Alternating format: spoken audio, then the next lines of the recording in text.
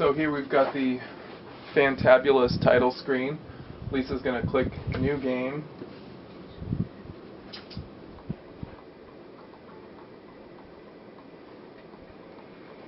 So the game starts out and Akai is in the courtroom talking to the judge, and I'm going to skip some of the dialogue here, but you can get a good idea of some of the camera angles and what the game itself looks like when you start to play through it in the beginning. But I don't want to show you all the dialogue, so I don't want to give the whole thing away just yet.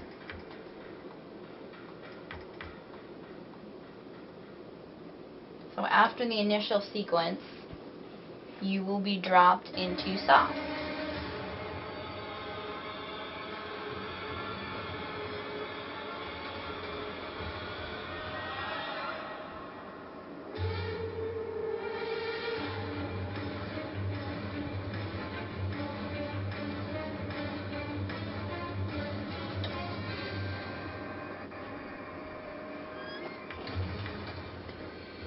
So, Akai's talking to the film director. She's getting ready for her big moment in the spotlight, which is going to be the training sequence of the game. So I'm going to skip what you're actually supposed to do and give you guys a look around soft right now, so that you can see that this is a real game with real levels and stuff to do. So these are some of the soldiers and the other cadets.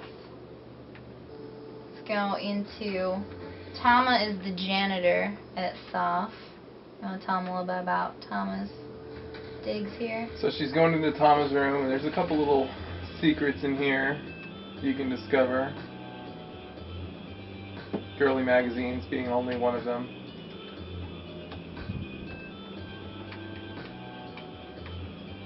Here's Tama.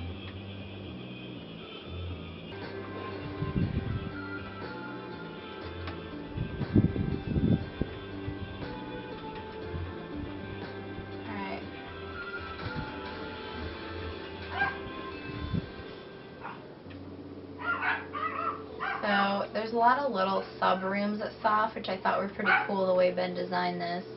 I mean, he's got everything. There's like a washing room, and you can see there's some laundry going around in the washing machines.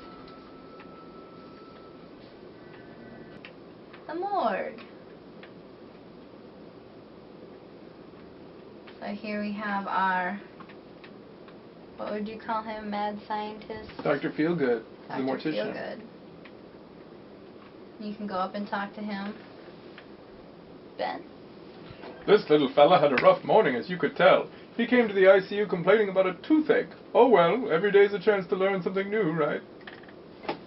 Okay, so next, let's go to another area, so click on the Navi button.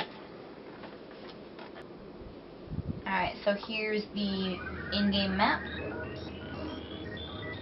So we got a bunch of different areas that we can go to. Let's go to downtown Taifa. See what's going on over there.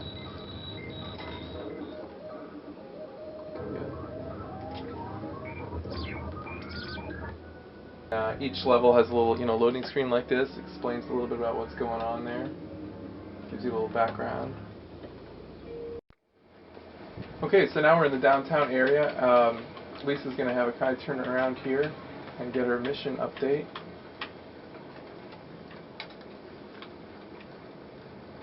So her superior, Lieutenant Reese, he'll come in and give you these mission updates, tell you what you're supposed to do, and then once you get that brief, you can get on your maglev hover bike and go for a ride.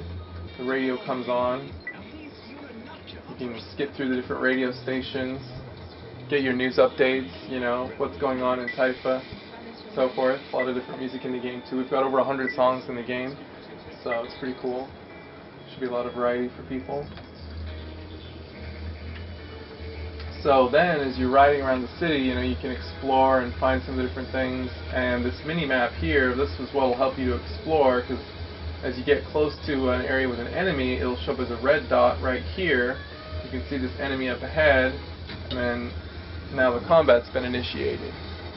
So she's going to have to clear out this enemy infestation. She attacks these guys, and they're pretty dangerous characters, as you can see. These are called each other, a type of That's what we call monsters in the game. This type of deco is called a Goronan, which is extremely dangerous, as you can see.